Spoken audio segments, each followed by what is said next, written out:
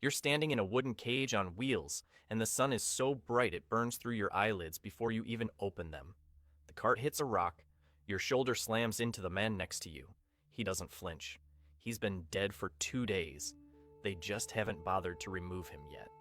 You're somewhere south of Capua. You know this because the trader who bought you at the auction in Brundisium told you. Not out of kindness. He told you so you'd understand how far you are from the port, from the sea, from any ship that could take you back to Thrace. You were a farmer. Barley, mostly. You had a wife. You had a plot of land so small you could walk its border in 400 steps. Then the legions came through your valley, and the distinction between enemy combatant and farmer stopped mattering to the centurion who shackled your wrists. The cart stops, a gate opens. You're shoved into a courtyard of packed dirt surrounded by high stone walls. There are maybe 40 men here. Some are stretching, some are bleeding. One is sitting against the wall eating bread like none of this concerns him. That one is Marcus. He's older than the rest. Mid-40s, which in this place might as well be ancient. His arms are covered in scars that overlap like a map drawn by a drunk cartographer. He watches you with the disinterested calm of someone who's watched 100 men walk through that gate and knows most of them won't last the month. A lanista named Decimus owns this ludus. He's not cruel, which is worse. Cruelty you can hate. Decimus is efficient. He feeds you enough to fight, trains you enough to survive, and sells you to the arena the moment your name can fill seats. You're not a person. You're inventory. Your first week is just pain. They hand you a wooden sword and a wicker shield and pair you with a Gaul twice your size who hits you until you learn to move. You don't learn to fight. You learn to not die immediately. There's a difference. Marcus speaks to you on the 5th night. You're sitting in the dirt trying to eat lentil soup with a hand that won't stop shaking. He sits down next to you and says nothing for a long time. Then he says, "Stop gripping the sword like you're drowning. You're not holding a rope. You're holding a conversation." You don't understand what that means. He doesn't explain. He just gets up and walks away. But the next morning, you loosen your grip. And the Gaul's strike doesn't rattle your whole skeleton. It just rattles your arm. Marcus starts teaching you after that. Not officially.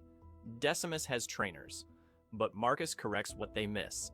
He teaches you footwork by making you walk the perimeter of the courtyard with a clay cup of water balanced on your sword hand. If the water spills, you start over. He teaches you distance by standing just outside your reach and flicking you in the forehead every time you lunge too early. He teaches you patience by making you stand still while he circles you. And if you move before he says, he hits you in the ribs with a wooden rod. You hate him for 3 weeks. Then one morning you dodge a strike you wouldn't have seen a month ago, and you understand that everything he's done has been keeping you alive.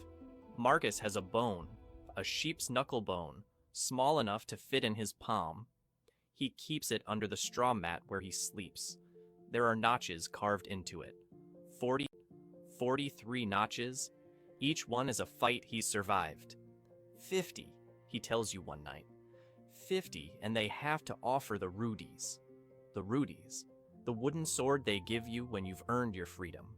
He says it the way a man dying of thirst talks about a river he saw once as a child. Not with hope, with the memory of hope. You ask him what number he's on.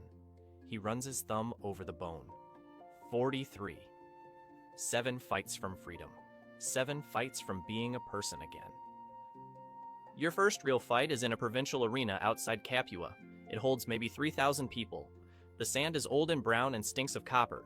They give you a short sword, a small round shield, and a helmet that doesn't fit. Your opponent is a Numidian with arms like anchor chains and dead eyes. Marcus told you the night before, don't try to win. Just don't die in the first minute. After the first minute, his arms will be heavier than yours. That's when you fight. The Numidian comes at you like a landslide. You back up. You circle. You take a cut across your left forearm that goes deep enough to see pink. But you survive the first minute, and then the second. And by the 3rd minute, his swings are slower, and Marcus was right. His arms are heavier than yours. You win, not cleanly, not beautifully. You win because the Numidian slips on someone else's blood, and you drive your sword into his thigh, and he drops, and the crowd decides you're interesting enough to let him live. Thumbs up. Both of you survive. You walk back through the gate shaking so hard your teeth rattle. Marcus is waiting. He nods once. That's it. One nod. It's the most praise you've ever received from another human being. The ludus has a rhythm. Wake before dawn. Eat barley porridge thick enough to patch a wall. Train until the sun is directly overhead. Eat again. Train until your arms don't obey you. Sleep on straw that smells like every man who slept on it before you. Repeat. The days blur together until the only thing that separates one from another is the bruises. Marcus teaches you things the official trainers don't bother with. He teaches you how to read a crowd. If they're chanting, they want blood. Give them a cut. Anywhere visible, the forehead is best. It bleeds a lot and looks worse than it is. If they're quiet, they're bored. Do something unpredictable. Switch hands, drop your shield, make them lean forward. He teaches you how to breathe when your lungs are burning and your legs feel like wet rope. Short breaths through the nose, keep your mouth closed. An open mouth looks like panic, and panic makes the crowd turn on you. He teaches you the one thing no trainer ever says out loud. Most men don't die because they're outfought. They die because they decide to. There's a moment, you'll feel it, where your body offers you a choice. Keep going or stop. Stopping feels like relief. It feels warm. Don't trust it. Your second fight is worse than the first. A Samnite with a net and trident. The net